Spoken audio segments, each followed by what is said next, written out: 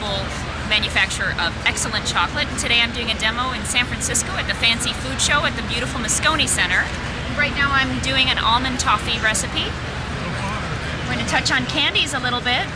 We're going to cover the toffee in our beautiful milk chocolate, our 823, and where you, the consumer, can get it is through your local distributor in your area. Again, our company is Callebaut, and we are very honored to be here today.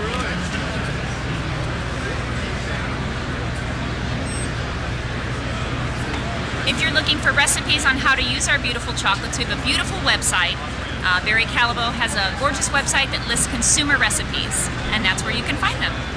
What are your personal favorites? This one is wonderful. It is the almond toffee recipe. We have a beautiful chocolate cupcake recipe as well, and a chocolate cake recipe. Several different classic items and modern items as well. Do they need special equipment to prepare chocolates? What sort of basic stuff that every chocolatier needs to have? Yeah. When dealing with chocolate, one of the main things that you need to do with it is tempering or crystallizing your chocolate. And this is the most common piece of equipment nowadays. You can get it at any hardware store. This brand happens to be Ryobi, and it's an infrared laser thermometer that's very accurate with temperature. So this is what I use to temper chocolate, and I'll be doing a demonstration on how to use it in a little while.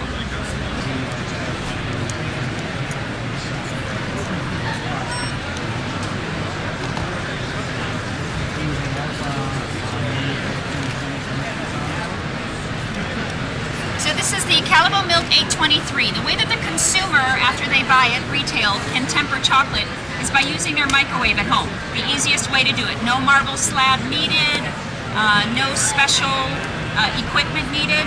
So what I did was I'm going to do the seeding method, which is the easiest method to do, in my opinion. You take a whole quantity of the Calais and you divide it 2/3 to 1/3. So I take the 2/3 quantity and I'm going to melt it in the microwave.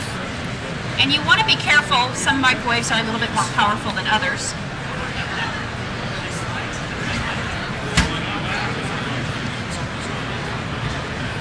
We're going to melt the couverture until it reaches approximately 113 to 115 degrees Fahrenheit. We're going to stir. And I'm going to use my laser infrared thermometer because I don't like using any other thermometer. This is the easiest, cleanest, fastest, very accurate.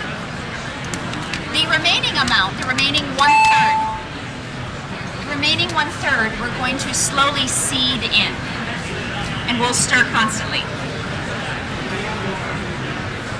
So I've melted, I pre-melted just to speed up the demo a little bit.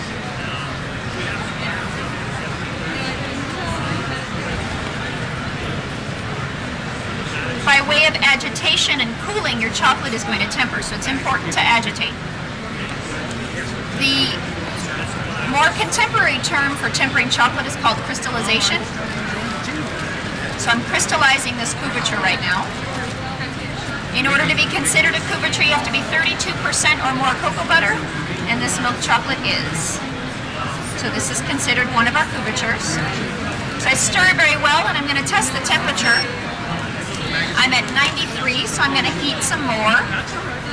What temperature comes from the factory in the bags or in the boxes? It comes temp. That's the reason why we would need to crystallize the couverture.